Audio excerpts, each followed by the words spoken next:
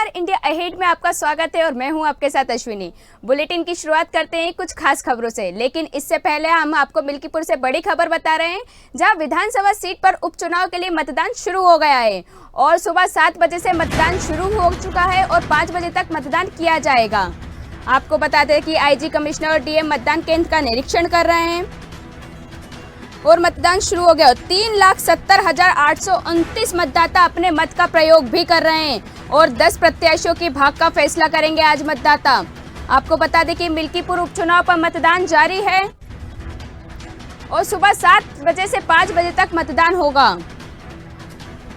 और बीजेपी के चंद्रभानु पासवान और सपा के अजीत प्रसाद चुनाव मैदान में उतरे हैं, जहां मतदाता अपने मत का प्रयोग कर रहे हैं और वोटिंग जारी है।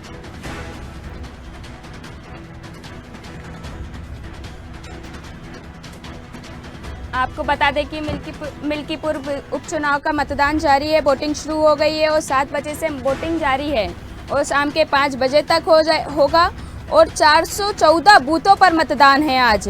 3,70,829 मतदाता अपने मत का प्रयोग कर रहे हैं और 10 प्रत्याशियों के भाग का फैसला करेंगे। आपको बता दें कि बीजेपी के चंद्रभानु पासवान और सपा के अजीत प्रसाद चुनाव मैदान में उतरे हैं। 210 मतदेय स्थलों के वेब कास्टिंग होगी और सुबह आईजी, कमिश्नर और डीएम मतदान केंद्र का निरीक्षण भी कर रहे हैं। मिल्कीपुर विधानसभा सीट पर उपचुनाव के लिए मतदान शुरू हो गया है। सुबह 7 बजे से 5 बजे तक मतदान होगा और सुबह के 2 घंटों में 13% से अधिक मतदाताओं ने अपने मत का प्रयोग कर चुके हैं। मिल्कीपुर उपचुनाव का मतदान जारी है।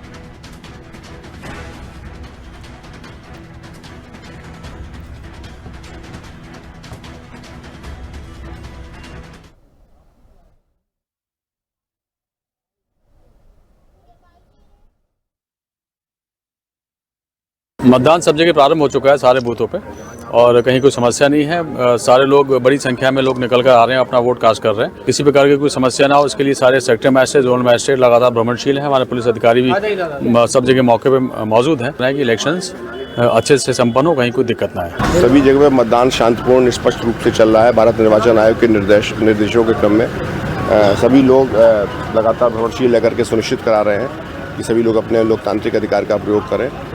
जहाँ कहीं भी इस बात के लिए निर्देश दे दिए गए हैं कि जहाँ कहीं भी किसी ने कोई खुराफात करने की कोई चेष्टा की या कोई अफवाह फैलाने की कोई चेष्टा की या लोगों को अपने कर्तव्य के निर्वहन करने में किसी प्रकार की बाधा उत्पन्न की, वहाँ पर हम प्रभावी कार्रवाई करें। लेकिन साथ ही साथ हम इस बात के लिए प्रतिबद्ध हैं कि जो लोग यहाँ पर मतदान के अधिकार का प्रयोग करना चाहते हैं वो अच्छी तरह से करें, और हमारी अपील भी रहेगी कि सभी लोग बढ़ चढ़ के मतदान के अधिकार।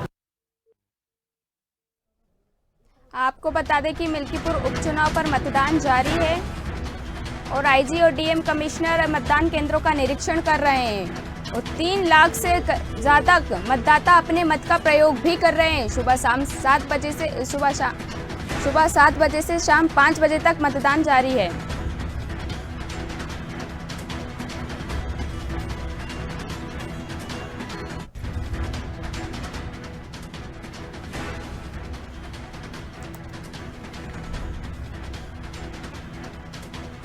साथ ही मतदान केंद्र को लेकर राजनीतिक गलियारों में भी हलचल तेज है और नेता एक दूसरे पे आरोप प्रत्यारोप का लगा रहे हैं। मिल्कीपुर उपचुनाव का मतदान जारी है। सुबह 7 बजे से मतदान की वोटिंग जारी है और शाम के 5 बजे तक मतदान होगा।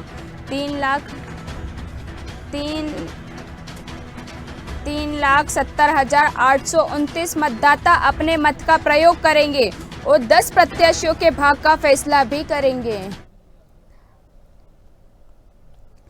साथ ही मतदान को लेकर सांसद अवधेश प्रसाद ने भी आरोप लगाए हैं। आइए सुनते हैं अवधेश प्रसाद ने क्या कुछ कहा है। ये बूथ नंबर 18 है, बूथ नंबर 18 है पाकरपुर। एक सर, ये मरे हुए लोगों का वोट डाल रहे हैं और बूथ जो पीठासीन अधिकारी है ये फर्जी वोटरों पर स्याही नहीं लगा रहे हैं, मरे हुए लोगों को डरा रहे हैं, स्याही नहीं लगा रहे हैं। जिसके कारण एक एक आदमी 10-10, 20-20 वोट डाल रहा है। बूथ नंबर 211 घाटापुर मितौरा बूथ नंबर 101 और मितौरा कमलेश यादव ब्लॉक में रहे हैं।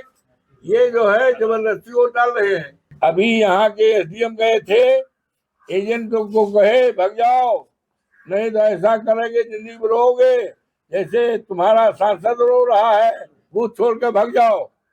Booth number 412 Vijaypur. आप देखिए एसडीएम जो रिटर्निंग अफसर भी है।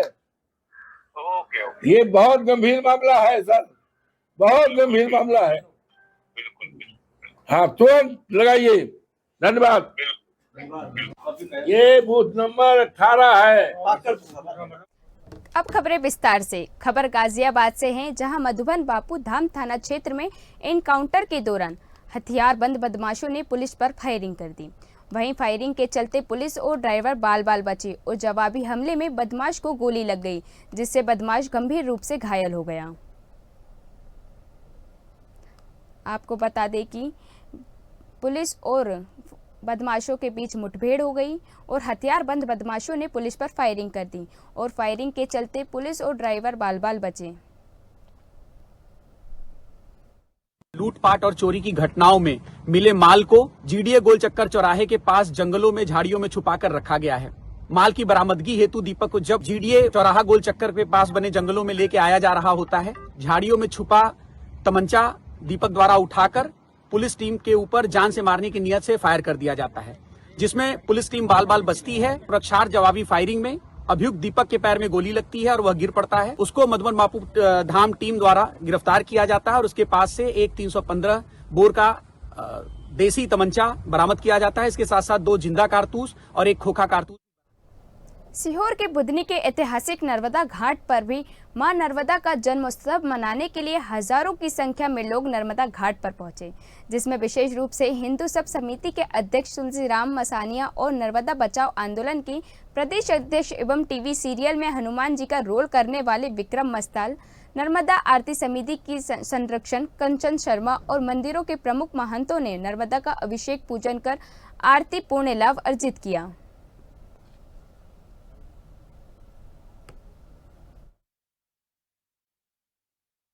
यहाँ कुछ व्यवस्था नहीं है। ये सफाई हम खुद कर रहे हैं, बताई समाज वाले खुद इकट्ठे कर रहे हैं। देखो सफाई नहीं हुई अभी तक। आज नर्मदा जयंती के दिन है और आज झाड़ू वाड़ू भी नहीं लगी और आज झाड़ू भी नहीं लगी अभी। तो नर्मदा जयंती का ये महत्व है कि माघ के महीने के शुक्ल पक्ष की 7वीं तिथि को मां नर्मदा जी ने इस पृथ्वी पर अवतरण किया था अमरकंटक से, और बहुत ही धूमधाम के साथ इसको मनाया जाता है। और इसमें दीपदान का विशेष महत्व है। सच्चे मन हृदय भावना से जो दीपदान करता है तो मां उसके घर में धन धान सौभाग्य समृद्धि बल बुद्धि विद्या से परिपूर्ण होता है और सभी खुशहाल रहते हैं। पूरे प्रदेश और देशवासियों को नर्मदा जयंती की बहुत बहुत शुभकामनाएं।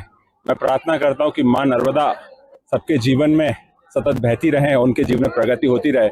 और लोगों के साथ विनम्र निवेदन भी करना चाहता हूं और शासन प्रशासन से भी अनुरोध करना चाहता हूं कि जो नर्मदा जी किनारे फैक्ट्रियों के गंदे नाले, सीवेज के नाले जो मिल रहे हैं, बहुत गंदी बात है और हमारे परिक्रमा वासियों को बहुत परेशानी उठानी पड़ रही है।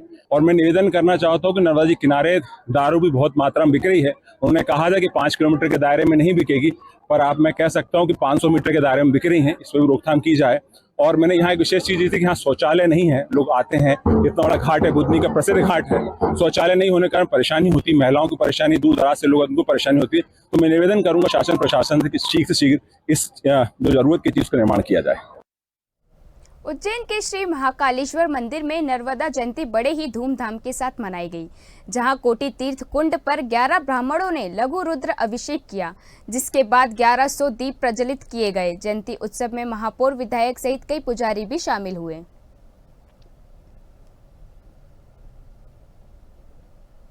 आपको बता दें कि उज्जैन के महाकालेश्वर मंदिर में नर्मदा जयंती बड़े ही धूमधाम के साथ मनाई गई और कार्यक्रम में महापौर भी शामिल हुई। उज्जैन नगर निगम ने जोन क्रमांक 3 अंतर्गत वार्ड क्रमांक 24 और 26 में अवैध निर्माण करने वाले पर कार्रवाई करते हुए 2 मकानों पर कार्रवाई की गई, जिसमें भवन निर्माण के दौरान फ्रंट MOS छोड़े बिना भवन निर्माण करने और बिना अनुमति के प्रथम तल पर निर्माण करने वालों पर कार्रवाई की गई। पूरे मामले में जोन क्रमांक 3 के भवन अधिकारी दीपक शर्मा ने जानकारी दी, तो क्या कुछ कहा, आइए सुनते हैं।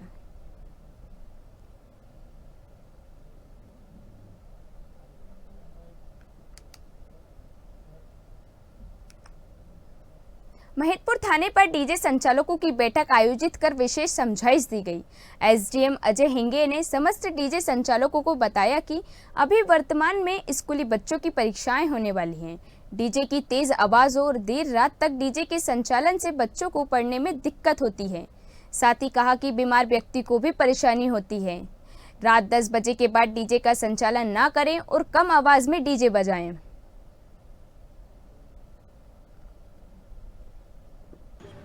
आने वाले समय में बच्चों की परीक्षाएं चालू हो रही हैं, उसी के परिप्रेक्ष्य में आज ये बैठक रखी गई थी ताकि शासन के नियमों का पालन किया जा सके और बच्चों की पढ़ाई में डिस्टर्ब ना हो। इस संबंध में जो है डीजे संचालकों को एक समझाइश दी गई है कि वे ध्वनि के जो वॉल्यूम है, डीजे का जो वॉल्यूम है, उसके लिमिट का पालन करें। महिदपुर में पुलिस विभाग ने साइबर अपराध संबंधी कार्यक्रम का आयोजित करवाया और कार्यक्रम में समस्त छात्र, पुलिस स्टाफ सहित कई गणमान्य लोग मौजूद रहे। वहीं एसडीओपी ने ऑनलाइन ठगी, फ्रॉड लिंक और छात्रों को यातायात नियमों जैसी जानकारी भी प्रदान की।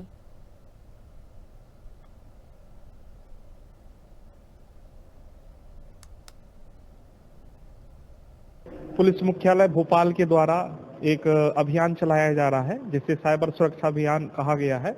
उसी के तारतम्य में पुलिस अधीक्षक महोदय उज्जैन के द्वारा हमें निर्देशित किया गया, जिसके पालन में आज हम शासकीय महाविद्यालय महिदपुर में उपस्थित होकर यहाँ के बच्चों को साइबर सुरक्षा, साइबर क्राइम, साइबर फ्रॉड से बचने के तरीके और जो साइबर टोल फ्री नंबर है उसके संबंध में बच्चों को जागरूक किया और उसका प्रचार प्रसार किया।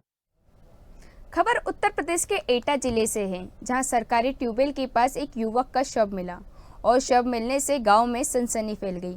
वहीं रास्ते से गुजर रहे किसानों ने देखा तो पुलिस को सूचना दी। पुलिस ने मौके पर पहुंचकर शव को कब्जे में लेकर पीएम के लिए अस्पताल भेजा। फिलहाल पुलिस मामले की जांच कर रही है।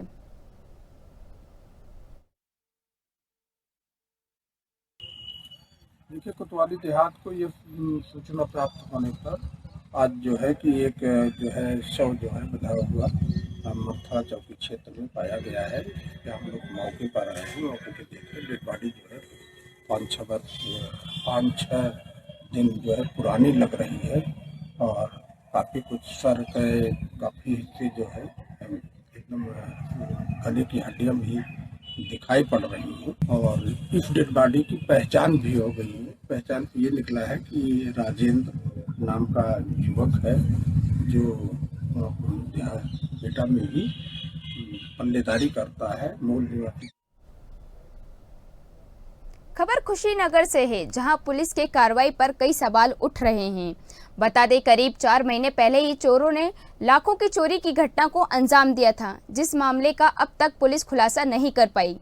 वहीं पुलिस की इस असफलता पर अब बड़े सवाल खड़े हो रहे हैं और पीड़ित रेलकर्मी अधिकारियों से न्याय की गुहार लगा रहा है। मामला कप्तानगंज थाना क्षेत्र के रेलवे स्टेशन कॉलोनी का है।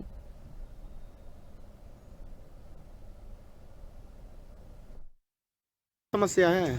समस्या ये है सर जी, मैं रेलवे कर्मचारी डॉक्टर शिवनाथ कप्तानगंज से। हमारे आवास में चोरी हुए लगभग की 3.5 महीना हो गए और हमने मुकदमा भी पंजीकृत करा दिया, लेकिन उस पर कोई एक्शन ना कुछ रिप्लाई हमको मिल रही है।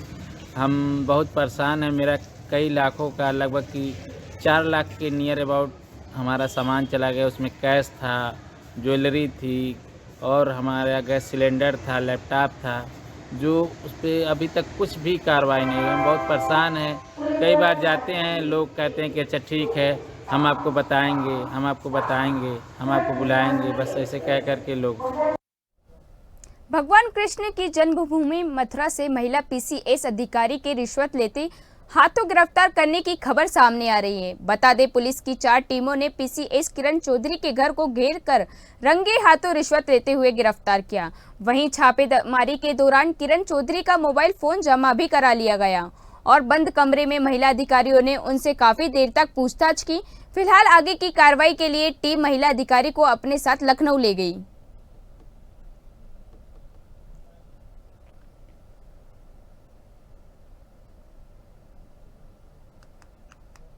खबर मेरठ से है, जहां युवक पर नर्सिंग स्टाफ युवती को प्रेम जाल में फंसाकर ब्लैकमेल करने का आरोप है। इंस्टाग्राम पर दोनों की दोस्ती हुई। इस दौरान युवक ने उसकी अश्लील फोटो को वायरल करने की धमकी दी, जिसके बाद युवती ने थाना पुलिस से शिकायत की, लेकिन कोई सुनवाई नहीं हुई। इस दौरान पीड़ित युवती ने एसएसपी से कार्रवाई की मांग की।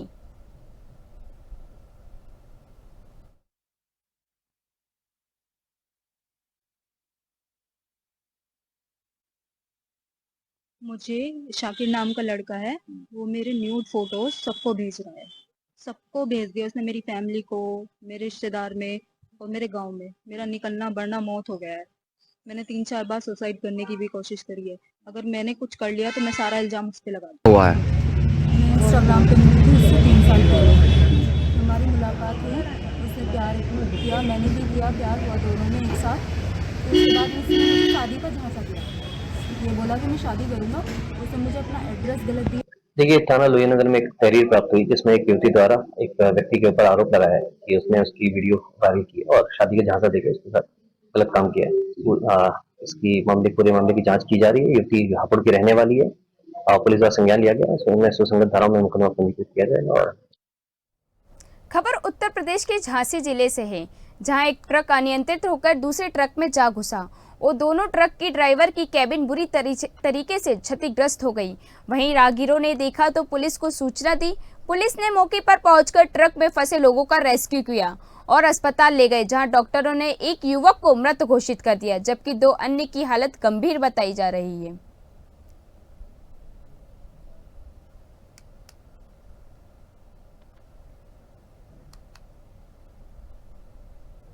अगली खबर उत्तर प्रदेश के सहारनपुर से है, जहां हार्ट और sugar gold medalist MD medicine doctor Sanjeev Miglani ने आज लोगों को जागरूक करने के लिए एक सीपीआर शिविर का आयोजन किया। वहीं शिविर में हार्ट अटैक के दौरान ध्यान दिए जाने वाले बातों की जानकारी भी दी गई। साथ ही बताया कि कैसे आप हार्ट अटैक आने पर 1 रुपए की सोलब्रिट या डिस्प्रिन तुरंत देने से आप मरीज की जान बचा सकते हैं। आइए सुनते हैं उन्होंने और क्या कुछ कहा।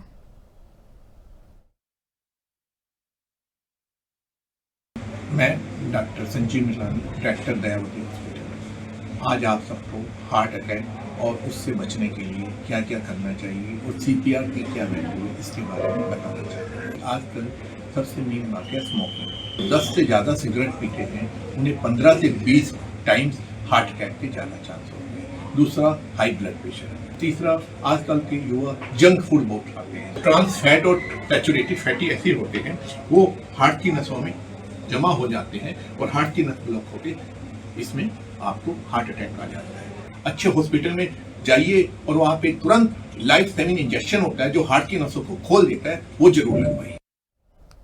खबर गाजियाबाद से है, जहां पुलिस को बड़ी सफलता मिली है और पुलिस ने 15 दिन पहले मिले गोवंश के अवशेष फेंकने वाले गोकशों का खुलासा करते हुए 2 आरोपियों को धर दबोचा है। बता दें कि पुलिस और आरोपियों के बीच मुठभेड़ हो गई। वहीं मुठभेड़ के दौरान आरोपियों को गोली लग गई और आरोपी गंभीर रूप से घायल हो गए। फिलहाल पुलिस आगे की कार्रवाई में जुटी है।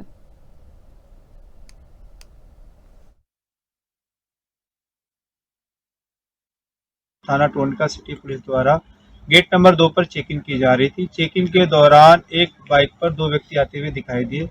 पुलिस टीम द्वारा जब इन्हें रोकने का इशारा किया था, ये रुकते नहीं था, तेजी से भागते हैं। पुलिस टीम इनके द्वारा पुलिस टीम पर जानलेवा फायर किया था। पुलिस टीम द्वारा अपना बचाव करते हुए सिखलाए हुए तरीकों से इन पर जवाबी फायर किया था, जिसमें एक व्यक्ति के दाहिने पैर में गोली लगती था, दूसरा व्यक्ति भागने का प्रयास करता। पुलिस द्वारा तत्काल कार्रवाई करते हुए उसे भी पकड़ लिया जाता। के पास से एक 315 बोर का देसी तमंचा, एक खोखा कारतूस, एक जिंदा कारतूस तथा वो कसी के उपकरण जिसमें रस्सी तथा काटने के चाकू छुरी बरामद हुए।